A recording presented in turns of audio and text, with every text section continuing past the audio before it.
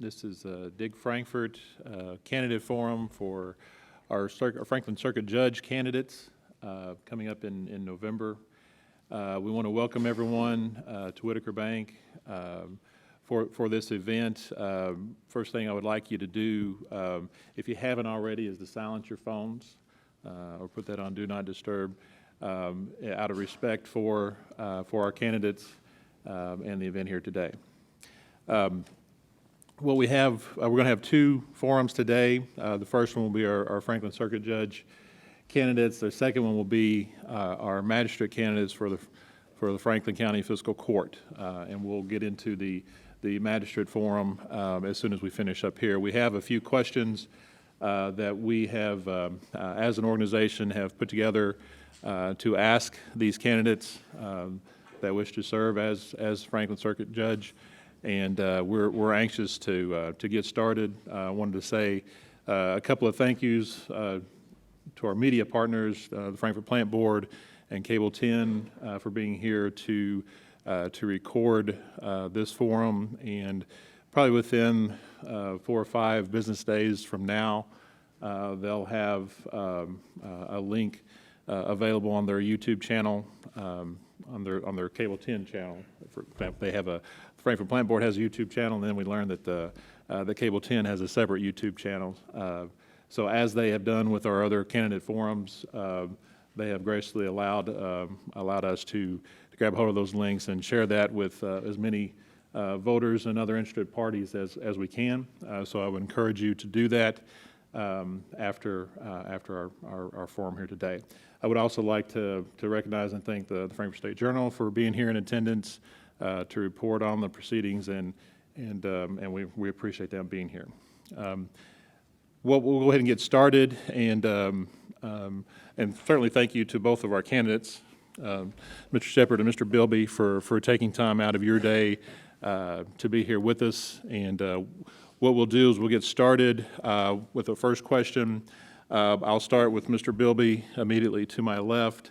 Mr. Brent Simpson, who introduced himself to you, sitting in front of you, is going to be my timekeeper. And before each question that I ask, I will let you know the amount of time that we have allotted for response, and then you can begin your response.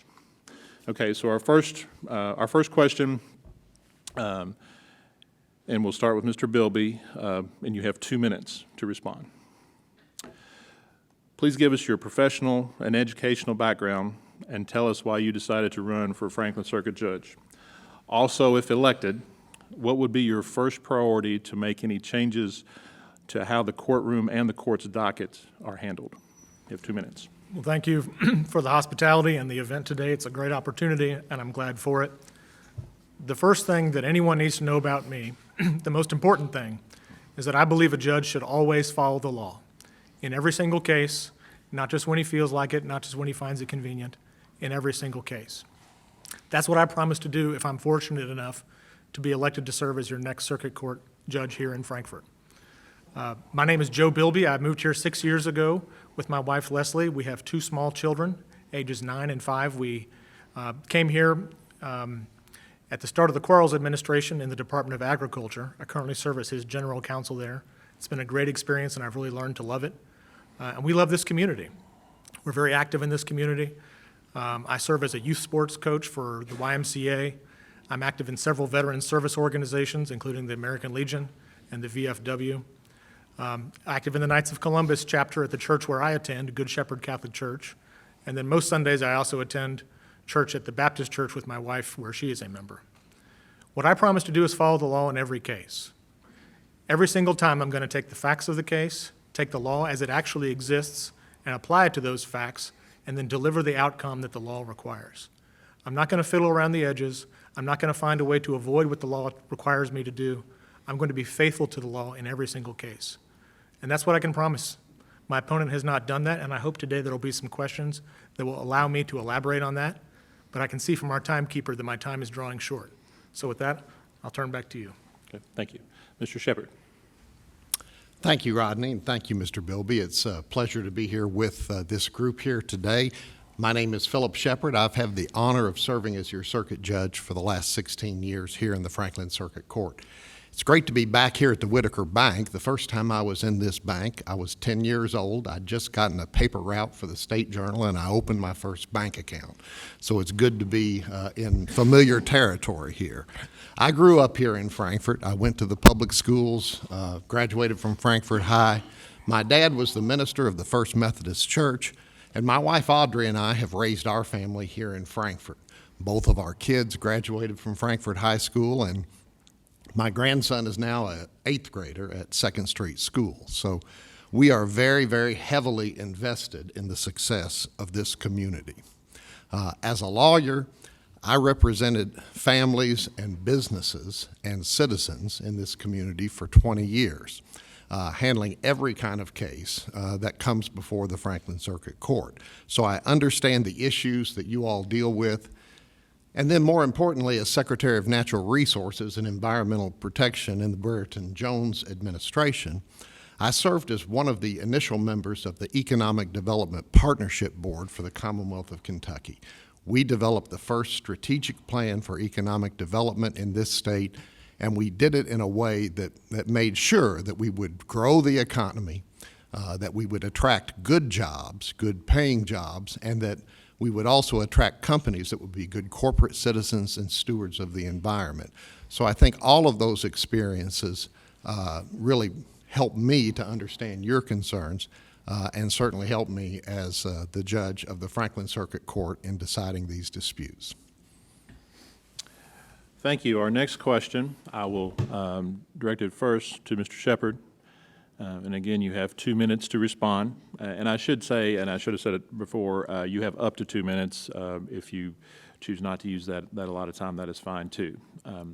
The question reads as follows. Here in Franklin County, many creditors and investors have often experienced repeated delays in adjudicating real estate foreclosure cases. As a circuit judge, how will you balance the rights and interests of a given property owner and their creditor with respect to Kentucky contract law and the appropriate foreclosure procedures? You have 2 minutes. Okay. Thank you, Rodney. Well, the foreclosure docket is an important part of our docket in the Franklin Circuit Court, and it's administered primarily by our Master Commissioner, Charlie Jones, who I think all of you all are familiar with. I don't think there's a lawyer in Frankfort who's more understanding and concerned about these issues than Charlie Jones. So we do a lot to try to expedite those cases. We've established a mediation program that has been successful in resolving some of them. And I think that in terms of the timeliness of the sales, I know there's frustration on the part of some people maybe who want to bid on a sale that is continued. But I'll tell you, 90% of the time, if there is a continuance of the sale, it's because the bank or the creditor has asked for it, because they're trying to work something out or do something with the property. So if anybody's got a problem on that, I would really urge them to talk to Charlie Jones. He'll get to the bottom of it. If anybody is not satisfied with that, then I would urge them to come to talk to me and Judge Wingate, and we'll make sure that those issues get resolved. I will say, quite frankly, in 16 years as circuit judge, we've never had a single complaint that's come to the court about that issue. Mr. Bilby. Well, the complaints may not have made their way to the court, but they've certainly made their way around town, and I've heard the same criticism of our circuit court and our judges and the master commissioner, that the process moves at a painfully slow pace, and that as a result, the business climate suffers. So my commitment to the voters of all stripes in this county is that I'm going to follow the law in every case. If there's no need or justification for a delay, there will be no delay. I'm going to follow the law with fidelity and dispatch. Thank you. Our next question will begin with Mr. Bilby. And again, you have 2 minutes for a response. The question reads as follows. With respect to our efforts to encourage responsible and economically viable capital investment in Franklin County, the question reads, when considering zoning appeals and administrative actions by the local legislative bodies, what efforts will you make to enter a timely decision on the appeal in order to reduce or eliminate unnecessary hardships on the property owner and the deprivation of the property owner's rights? And how will you address the many arbitrary lawsuits that delay the owner's rights to the beneficial use of their property and receiving a reasonable return from this property? Sometimes, and we can cite examples for delays as far as several years. Well, there's an old saying among lawyers that justice delayed is justice denied. That's true in the criminal law context. It also applies in commercial litigation as well. It applies in administrative suits. So my commitment is that I'm going to move quickly to carry the case to completion and then issue a ruling promptly so that the parties can know what their path is forward. I'm also cognizant that many times after the circuit court makes an opinion, it then goes up to the Court of Appeals, and that can be a slow process too. I think back to the history of this community, and I think of the property where the Cracker Barrel sits now. It took 11 years for that zoning change to finally come through. And the reason, in large part, was that there was a legal odyssey that passed through the Franklin Circuit Court over and over and over again between 1997 and 2008, when finally the state Supreme Court took it out of the hands of our local courts and the local administrative bodies that had been dragging their feet for so long. There's no excuse for that. The judge should adjudicate the case when it comes to his attention promptly, create a clean record so that if the appellate courts need to take their look and do their work, they can do so quickly without multiple attempts, multiple iterations back and forth. And I'll say also that right next to that Cracker Barrel, we have a gas station. It's the racetrack. The racetrack was built and approved by our state transportation cabinet to have that turn-in entry on the basis of a study that was done by traffic engineers.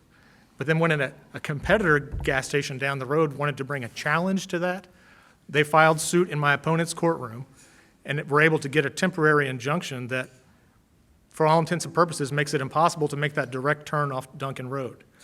The standard of review, and I hate to get too technical here, the standard of review that applies is, was there any substantial evidence that justified what the state agency did in making its determination? In that case, of course there was. The state agency did its work.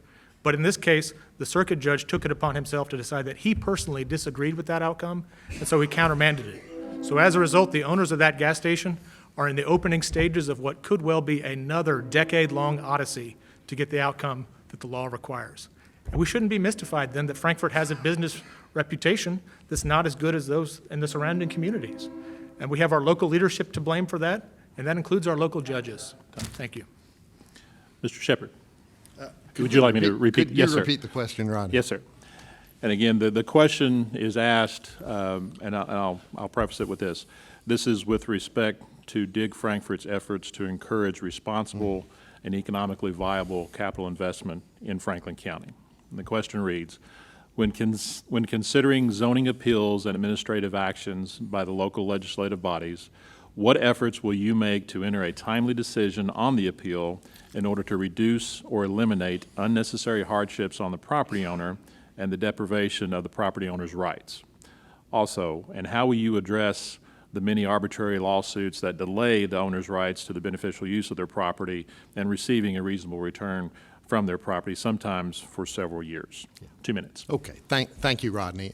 And I will say, I think everybody is in an agreement that on these suits and really all other suits, it's very important to the parties to process those suits in a timely manner. And we do that in the Franklin Circuit Court. And, you know, it's the most important thing in the world to the parties to the suit. So we have to be cognizant of that, and we have to respect that and make sure that we make timely decisions and that we give everybody a fair shake after listening to both sides of the argument. Now, you know, my opponent has had to go back, I guess, 25 years to find a case as an example of one that he thinks was mishandled. That happened before I was on the bench or before Judge Wingate was on the bench, and I'm not really sure what relevance that has to our determination now. With regard to the case that he talked about with the racetrack gas station, you know, that's a pending case. So as a judge and as a candidate for judge, you really are not, it's not ethical to be commenting on pending cases. But since he's commented, I will just say, the injunction that I issued was designed to protect the safety of drivers in that area. It was appealed. The Court of Appeals upheld my injunction. So if he says he's always going to follow the law, he would have done the same thing I did. Thank you. Our last question is open-ended, and I'll direct this one first to Mr. Shepard. And again, you'll have 2 minutes to respond. The question reads, why should voters support you in your efforts to become a Franklin Circuit Judge as opposed to your opponent? Well, thank you, Rodney. Again, I think the biggest issue here in terms of who's the best qualified to serve as your Franklin Circuit Judge is the issue of experience. I've been on this bench now for 16 years. The people of this community know me. They know the kind of judge I've been. They know that I'm going to be fair and impartial, that I'm going to treat everyone that comes before me with dignity and with respect and listen carefully to their arguments and then do the right thing according to the law and the facts. So I've got a record that I think speaks for itself, and I have presided over really every kind of case that comes before this court. In addition to that, as a lawyer, I practiced law here for 20 years, and I represented people like you, families, businesses, citizens who have these disputes with government and economic disputes. And I learned the importance of dealing with those in a fair and reasonable manner, and to have those cases decided in a expeditious manner. And I think I've got a record that shows that we've done that. So it boils down to experience, and I've got the experience, and I think I've also got the values that the people of this community want to see in a judge who will be fair, impartial, and treat everyone with dignity and respect.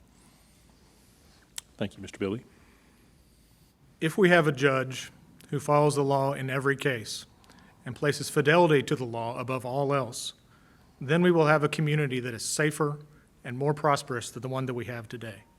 It's true that my opponent has a lot of experience on the bench. He has a long track record, and I've been encouraging throughout this campaign the voters to take a look at that track record and decide whether or not he has shown the fidelity to the law that you expect. And the point that I make to voters who are not lawyers is, the rest of us have to follow the law in every case. If I, as an attorney, break the law in the courtroom, there's consequences for that. If a police officer does violate the rules of professional conduct, there are consequences for that. Same for you as a citizen every time you get on the road. And I believe it should be no different for our judges. So I think the next 5 weeks are going to be an interesting opportunity for the voters to evaluate my track record and my opponent's track record, and they can decide what kind of vision do they want. The vision that I'm offering is the judge who is faithful to the law and believes himself to be bound by it, confined by it. When the law requires a result, that's the result I'm going to give. I'm not going to find ways to step out of the law or step beyond the law in a way that allows me as the judge to set myself up as the superintendent of all state and local government. That is not consistent with the separation of powers that we have in our country and in our Commonwealth. My promise to you is that I will stay within the modest station that the Constitution requires of our judiciary every time. And if that means delivering a result that I personally am uncomfortable with or would like to see different, so be it. That's what you should expect of your judges. That's what you should demand of your judges. And that's what I promise to do if I'm fortunate enough to be elected to serve as your next judge. Okay.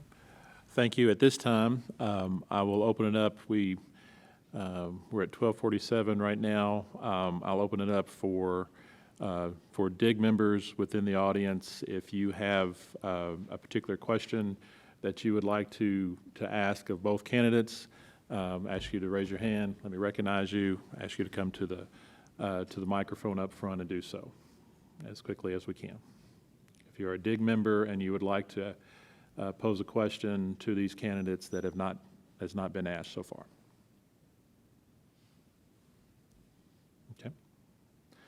Seeing none, I guess I would ask both of you, and we'll start with Mr. Bilby, to take 30 seconds in closing and tell us, not to repeat what the two of you has just responded to that last question, but maybe take a chance to identify your campaign website or things of that nature that you would like to do. So 30 seconds, Mr. Bilby. Thanks again, Rodney.